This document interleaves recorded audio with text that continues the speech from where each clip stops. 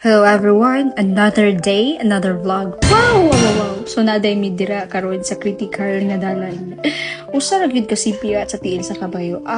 Syempre sa ubos jud ka puluto no, and then lalum jud na kayo diha nga pangas kay nakuan ko na siya na landslide ba, I mean lalum jud siya kayo. So lisod kay among dalan ingon ana jud siya ka lisod no, napoy time nga mo ambak-ambak ang kabayo kay tungod sa kalisod sa dalan. So diha di ay no, una is musa ka jud mi gabal-abal, paingon na siya sa suba.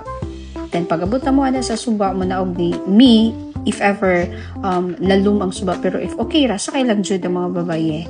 Okay, so while gasakay chika-chika sad mi ana, fast forward abot na ta sa atong terminal 2, diha nami magsugod og sakay sa kabayo kay dili naman na siya maagi og motor tungod kay lisod na jud siya kaayo.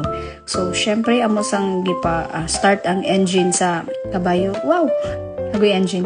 So okay dahil na nag-under na siya. Okay naman kayo yung under sa among pag-checking. So niglakaw na dahil mi no. Alert kayo ang mga papaye. Pertes kayo mo drive og kabayo. And then kami jung tanan dira na nakatry na jud mi og hulog sa kabayo, nakaagi ka sa lubot sa kabayo, sa unahan, tanang klase sa hulog na sulayan na.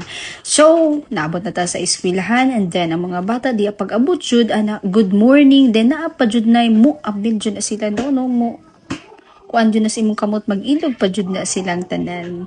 So diri lang ta kutob.